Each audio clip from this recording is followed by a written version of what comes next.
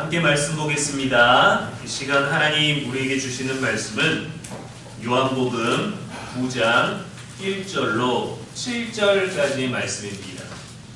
예수께서 길을 가실 때에 날 때부터 맹인된 사람을 보신지라. 제자들이 물어 이르되 라삐여, 이 사람이 맹인으로 난 것이 누구의 죄로 인함이니이까? 자기니이까 그의 부모니이까? 예수께서 대답하시되 이 사람이나 그 부모의 죄로 인하는 것이 아니라 그에게서 하나님이 하시는 일을 나타내고자 하심이라. 때가 아직 낮음에 나를 보내신 이의 일을 우리가 하여야 하리라. 밤이 오리니 그때는 아무도 일할 수 없느니라. 내가 세상에 있는 동안에는 세상의 빛이로라. 이 말씀을 하시고 땅에 침을 뱉어 진흙을 이겨 그의 눈에 바르시고 이르시되 실로암 못에 가서 씻으라 하시니, 실로암은 번역하면 보냄을 받았다는 뜻이라. 이에 가서 씻고 밝은 눈으로 왔더라. 아멘. 이는 살아계신 우리 하나님의 말씀입니다. 이 시간 보게 되거나 보지 못하게 되거나 라는 제목으로 말씀 전하겠습니다. 우리는 모두 잘 보고 있다고 생각합니다. 우리는 또 그렇게 많은 인생의 경험들을 쌓아왔죠. 사람을 볼 때도, 어떤 누군가의 기술을 볼 때도 내가 안다, 내가 해봤다, 내가 좀 사람을 볼 줄 안다, 내가 눈썰미가 있다라고 합니다. 하지만 살다 보면 내가 잘 보고 있다고 생각했는데 사실은 제대로 보지 못했다, 더 깊이 보지 못했다, 사실은 아무것도 보지 못하고 있다는 걸 깨닫게 되기도 하죠. 알고 있었는데 실은 제대로 알지 못하는 것. 내가 보고 있었는데 더 깊이 보지 못하고, 내가 깨달은 줄 알았는데, 내가 지식이 있는 줄 알았는데 내가 아는 지식은 정말 우주의 먼지밖에 안 될 만큼이라는 것. 요한복음 9장에 등장하는 사람들도 그랬습니다. 눈먼 사람은 보지 못했지만 사실 그가 가장 먼저 제대로 보게 되었어요. 반대로 잘 보고 있다는 사람들은 끝까지 보지 못했습니다. 우리는 과연 잘 보고 있는 걸까요? 예수님께서 길을 지나가시다가 날 때부터 맹인된 사람을 보셨습니다. 제자들이 묻습니다. 선생님, 날 때부터 맹인된 저 사람이 맹인으로 태어나게 된 것은 누구의 죄입니까? 자신의 죄입니까? 부모의 죄입니까? 당시 유대인들의 생각은 분명했습니다. 고통? 그것은 죄의 결과다. 분명히 신께 잘못한 뭔가가 있을 것이라는 사고였죠. 우리도 이러한 생각과 표현에 익숙하지 않습니까? 저 사람은 전생에 무슨 죄를 져서 저런 벌을 받는 걸까? 저 집안에 대체 무슨 죄를 져서 전생에 뭘 했길래 이런 일이 벌어나는 걸까? 라고 얘기합니다. 그런데 예수님은 전혀 다른 말씀을 하셨습니다. 죄로 인하는 것이 아니라 하나님이 하시는 일을 나타내고자 하심이라 하셨어요. 하나님의 비중과 우리의 비중, 우리가 고민하는 것과 하나님이 고민하는 것, 우리가 보는 것과 하나님이 보는 것이 전혀 다르다라는 것을, 그래서 우리는 어떻게 봐야 하는지를 알려주시는 거죠. 예수님의 이 말씀에 우리는 쉽게 아멘으로 반응하지만 사실은 불편하고 어려운 말씀입니다. 우리에게 나타나는 불행과 재난을 하나님의 뜻, 하나님이 뭔가 하시려는 그런 걸로 봐야 합니까? 미국의 사회운동가였던 헬렌 켈러는 시각장애, 청각장애, 언어장애, 이거를 가지고 있었어요. 하나만 가지고 있어도 힘든데 이 장애를 3개나 겪었으니 하나님이 하실 일이 얼마나 놀라운지보다, 아니 어떻게 저 사람은 뭘 했길래 한 사람이 저 불행을 다 가져야 했단 말인가, 이렇게 먼저 생각되지 않겠습니까? 이 또한 하나님의 뜻일까요? 내 뜻이 있으니까 너는 더 고통스러워라, 내가 뭔가를 보여줄 테니까 너는 더 절망을 경험해라 하시는 걸까요? 날 때부터 맹인인 것과 헬렌 켈러의 삼중고를 우리는 어떻게 접근해야 될까요? 누군가는 죄에서, 누군가는 전생에서 원인을 찾으려고 합니다.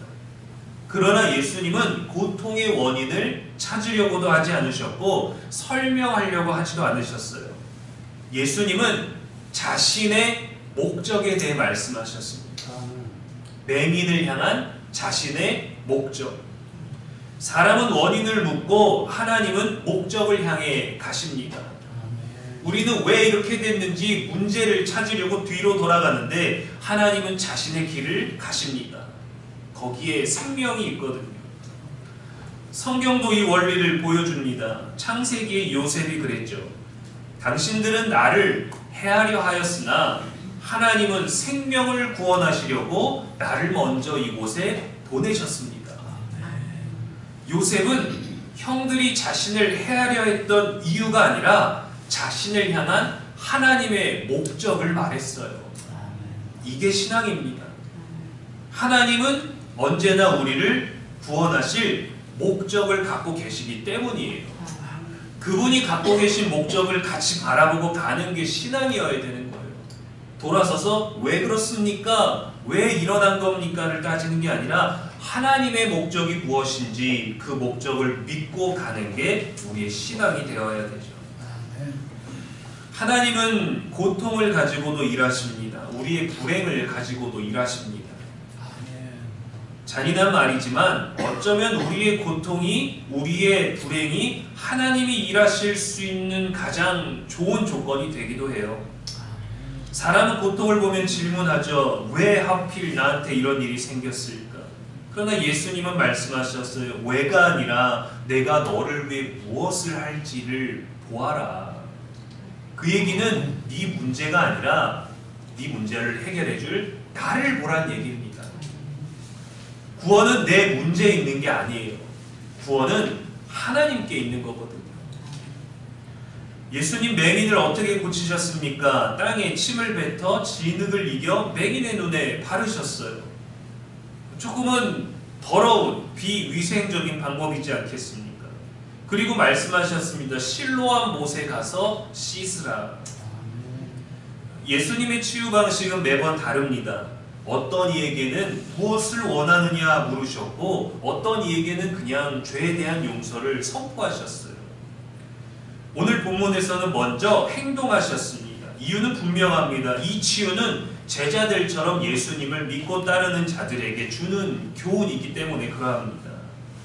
누구의 죄 때문입니까? 라는 너무도 당연한 인간들의 질문에 예수님은 하나님이 죄인을 위해 무엇을 하실 것이냐를 보라 하셨어요. 사람들이 우리들에게 문제가 생겼을 때 내 문제 때문에 우리를 보는 시선, 우리는 불편해합니다. 달가워하지 않습니다. 그래서 좀 이 문제를 해결해 달라 그래요. 왜요? 사람들이 나를 보는 시선 때문에. 근데 하나님은 그런 거 말고 나를 보라고 말씀하시는 거예요. 너의 문제를 평가하고 너의 문제를 판단하는 사람들이 아니라 그 문제로부터 구원해줄 나를 보라고 하는데 우리는 자꾸 내 문제를 바라보는 사람, 내 형편을 보는 사람들 때문에 주님을 보지 못하기도 합니다. 진흙을 바르시고 실로암 못으로 가라 하셨습니다. 왜 진흙일까요? 그 손 자체가 능력인데 굳이 왜 흙을 필요로 하셨을까요? 인간은 원래 흙으로 만들어졌기 때문입니다. 여호와 하나님이 땅의 흙으로 사람을 지으시고 볼 수 있는 눈으로 진흙을 이겨 새 창조를 하신 거예요. 여기에는 강력한 메시지가 담겨 있습니다. 예수님 자신이 창조주 하나님이시라는 걸 보여주신 거죠. 그래서 나는 너를 깨끗게 할 수 있고, 그래서 나는 너를 고칠 수 있고, 그래서 나는 너에 대해서 다 알고 있고 볼 수 있고 내가 원하는 아름다운 모든 것들을 너에게 이룰 수 있다. 그거를 보여주신 거예요. 진흙을 바르시고 왜 그 자리에서 치유를 끝내지 않으시고 맹인을 저리로 가라고 하셨을까요? 왜 보내셨을까요? 믿음은 언제나 순종을 요구하기 때문입니다. 나병 걸린 나아만 장군은 자기 나라의 강보다 더 아름답지 못한 볼 것 없는 요단강에 가서 7번 몸을 담궈야 했어요. 여리고 전쟁 때 이스라엘 백성은 침묵하면서 7바퀴를 돌아야 했습니다. 가나안 혼인잔치에서 하인들은 포도주가 떨어졌는데 물을 채워야 했습니다. 하나님은 기적을 베푸시지만 순종을 요구하십니다. 맹인도 순종하여 보내신 곳으로 갔어요. 결과가 어떻습니까? 이에 가서 씻고 밝은 눈으로 왔더라 했습니다. 그럼 왜 실로암일까요? 실제로 멀지 않은 곳에 실로암 연못이 있었습니다. 더 가까운 데는 없었을까요? 그래도 맹인이니까 그 자리에서 바로 고쳐주셔도 되지 않았을까요? 실로암 이름 자체가 하나님의 메시지입니다. 실로암은 번역하면 보냄을 받았다는 뜻이라. 우리가 원하고 우리가 가고 싶고 우리가 보고 싶은 자리가 아니라 하나님이 보내신 그곳으로 가는 순종이 있을 때 주님의 기적이 일어납니다. 그래야 주님의 목적을 우리가 볼 수 있어요. 맹인은 뭘 받았습니까? 보냄을 받았어요. 그게 하나님의 일입니다. 요한복음 전체에서 중요한 주제가 바로 이것이죠. 예수님 반복해서 말씀하셨습니다. 나를 보내시니, 나를 보내신 것, 나를 보내신 이유에 대해서 말이죠. 나를 보는 자는 나를 보내신 이를 보는 것이니라. 나를 믿는 것은 나를 보내신 이를 믿는 것이라. 나를 보내신 것은 그들로 믿게 하려 하심이라. 하나님이 예수님을 보내신 목적이 있다라는 거예요. 그러니까 하나님이 보내셔서 하나님이 오셨고 그 하나님이 이 땅에 살고 있는 이들을 보내신 데에도 목적이 있다라는 겁니다. 즉 예수님은 하나님이 보내신 분이시고 맹인은 예수님이 보내신 곳으로 가야 하는 구조가 하나님의 일이에요.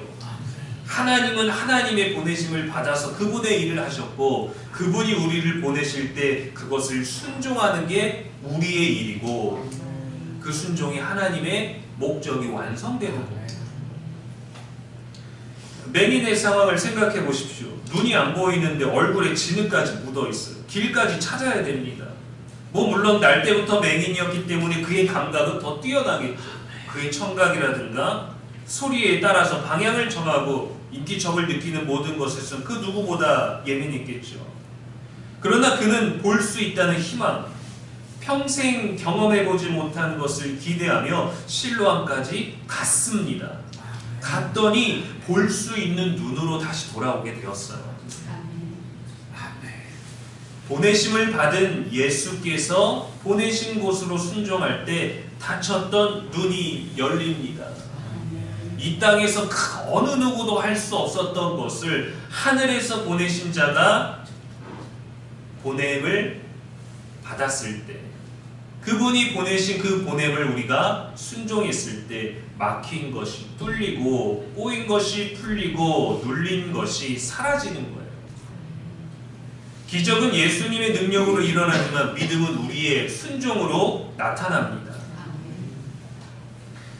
날 때부터 맹인인 사람을 고친 이 기적적인 사건인데 요한복음 9장의 전체 중심은 맹인이 아닙니다. 오늘 본문 이후에 등장하고 또 논란을 일으키고 함께 또 토론을 하게 되는 바리새인들이에요. 바리새인들의 어떻게 네가 보게 되었느냐? 너는 저 길가에 있던 앞을 못 보는 자가 아니냐? 라는 이 공격적인 질문에 맹인은 대답하는 과정에서 점점 더 제대로 보게 됩니다. 예수님에 대해서 이렇게 고백이 바뀌어요. 그 사람이 진흙을 내 눈에 발랐습니다. 그는 선지자입니다. 당신들도 그에게 배우려고 합니까? 그리고 마지막에 주님이라고 고백합니다. 그는 평생을 못 봤지만 점점 예수를 알아가고 예수를 제대로 본 자가 되었어요. 반대로 바리새인들은 점점 더 보지 못합니다. 지식은 많고 신앙의 규율엔 철저했지만 하나님이 보여주신 일은 전혀 보지 못했어요. 교회 안에 있었지만 교회를 보지 못했고 말씀 안에 있었지만 말씀을 듣지 않았습니다. 오늘 16절 말씀에 보면 바리새인 중에 어떤 사람은 말하되 이 사람이 안식일을 지키지 아니하니 하나님께로부터 온 자가 아니라 했어요. 그들이 본 것은 안식일을 어긴 것이었고 자기들처럼 종교적 권위가 없는 것을 보았습니다. 사순절은 우리에게 묻습니다. 너희에게 나타난 불편하고 힘든 상황을 보느냐 아니면 너희를 위해 일하는 하나님을 보느냐 하고 말이죠. 교회는 다니지만 예수를 보지 못할 수 있습니다. 성경을 읽지만 예수를 보지 못할 수 있습니다. 아멘. 예배를 드리지만 예수를 보지 못할 수 있습니다. 아멘. 자신은 겸손하다고 말하지만 교만할 수 있습니다. 아멘. 심각한 영적인 문제는 못 보는 것이 아니라 본다고 생각하는 거예요. 아멘. 보고 싶은 대로 되지 않으니까, 보이고 싶은 대로 되지 않으니까 예수가 안 보이는 거예요. 아멘. 그러나 보지 못했던 맹인은 예수를 보고 이렇게 말합니다. 38절에 주여 내가 믿나이다. 그는 보게 됐을 때 참된 믿음을 발견했어요. 내가 믿어야 될 분이 누구인지를 알게 되었다는 겁니다. 예전에 시각장애인을 인터뷰한 방송이 있었습니다. 진행자가 물었어요. 보이지 않는 것이 가장 힘든 부분은 무엇입니까? 이렇게 대답했습니다. 앞이 안 보이는 것보다, 내가 앞을 못 보는 것보다 사람들이 보지 못하면서 다 보고 있다고 생각하는 것이 안타깝습니다. 라는 말을 했어요. 우리는 그를 불쌍히 여기죠. 이 말을 들으면 보는 사람들은 기분이 나쁘죠. 보지도 못하는 주제예요. 그런데 실제로 우리보다 더 잘 보고 있었다라는 거예요. 아멘. 눈이 안 보이는 것이 문제가 아니라 보지 못하면서 다 본다고 생각하는 것이 문제입니다. 39절에 예수님 말씀하셨어요. 보지 못하는 자들은 보게 하고 보는 자들은 맹인이 되게 하려 함이라. 겸손한 사람은 자연스럽게 보게 되고 교만한 사람은 보고 있다고 하지만 더 보지 못하게 된다는 역설입니다. 시력의 문제가 아니라 영적인 문제라는 걸 지적하셨어요. 그럼 이러한 기적과 보게 됨을 위해서 우리에게는 고통, 불행 이런 것들이 필요한 걸까요? 하나님이 이를 위해서 우리는 겪어야만 할까요? 왜 고통이 있는 걸까요? 성경은 세 가지 이유를 말합니다. 첫 번째, 타락한 세상 때문입니다.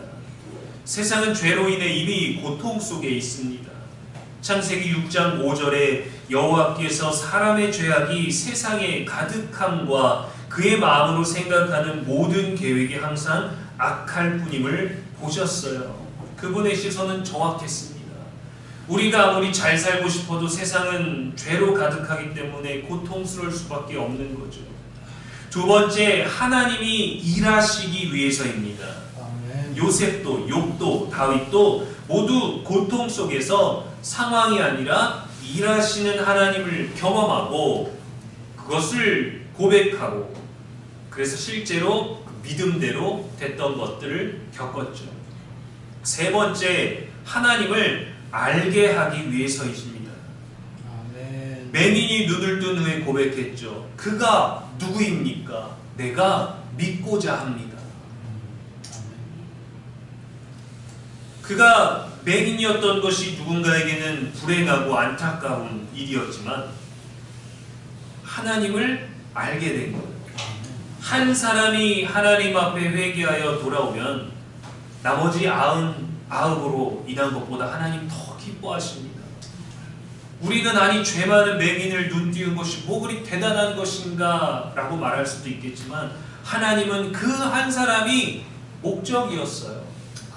요한복음 9장의 모든 이야기가 하나님의 목적이 맹인이었습니다. 우리가 불행이라고 말하는 것, 우리가 저주라고 말하는 것, 우리가 안타깝다라고 말하는 것, 우리가 전생을 운운하는 그 모든 것들. 그러나 하나님의 목적은 그게 아니라 내가 보게 해줄 수 있다라는 거예요. 그리고 더 중요한 건 맹인이 봤다는 겁니다. 주님을 봤고 세상을 봤고 하늘나라를 보게 된 겁니다. 하나님은 우리의 고통 속에서 무엇을 하실까요? 죄에 머물러 있는 사람을 보시고 그를 변화시키십니다. 능력을 나타내십니다. 그리고 하나님을 알게 하고 보게 하십니다. 욥이 고백했습니다. 그 신앙 좋은 동방의 의인이라고 했던 욥이 말했어요. 그것도 욥기 마지막에 가서 말이죠. 내가 주께 대하여 귀로 듣기만 하였사오나 이제는 눈으로 주를 배움나이다. 아멘. 그렇다면 맹인과 같은 불행한 상황을 우리는 어떻게 마주해야 할까요? 우리에게 어떠한 방법이 있을까가 아니라 오늘 말씀에 나타난 예수님의 방법을 기억해야 합니다. 아멘. 고통을 대하는 태도를 가르치셨어요. 첫째, 판단하지 말라는 겁니다. 왜 이런 일이 일어났는지 문제를, 원인을 찾지 말고 사람의 죄를 찾았지만 제자들까지도 예수님은 하나님의 일을 보라 하셨어요. 판단할 수 없는 그 영역으로 넘어가라는 겁니다. 둘째, 하나님을 기대하라는 겁니다. 괴로움은 하나님의 목적이 드러날 수 있는 전혀 새로운 자리가 될 수 있거든요. 마지막으로 순종하라는 겁니다. 맹인은 실로암으로 갔습니다. 맹인이라는 이유로, 맹인이라는 조건 때문에 순종하지 않았다면 계속 맹인으로 살아야 되겠죠. 요한복음 2장에 포도주가 떨어진 상황에서 하인들에게 무슨 말씀을 하시든지 그대로 하라 했어요. 아멘. 기적의 결과가 뭔가요? 물 떠온 하인들은 알더라. 순종한 사람은 알게 됩니다. 보게 됩니다. 보게 하시고 알게 하십니다. 겨울이 길어지거나 흐린 날이 많아지면 사람의 마음도 어두워지기 마련입니다. 날씨는 흐리고 나무는 앙상하고 색이 없잖아요. 그런데 문득 봄이 오기 시작합니다. 햇빛이 달라지고 기운이 달라지고 꽃이 피고 나무가 연두색으로 조금씩 변합니다. 세상이 바뀐 것이 아니라 우리 눈에 보이기 시작하는 거예요. 겨울에도 나무는 겨울에 맞게 살아 있었고 준비하고 있었고 버티고 있었고 땅속에서는 이미 생명이 올라오고 있었지만 우리는 그것을 다 볼 수 없습니다.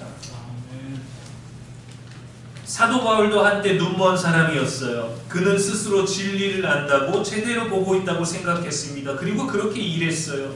그렇게 하나님의 이름으로 하나님의 교회를 열심히 핍박했습니다.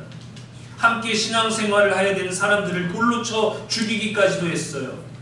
그러다 다메섹 길에서 예수님을 만났을 때 진짜로 눈이 멀었습니다. 그리고 눈을 다시 떴을 때 제대로 보게 되었죠.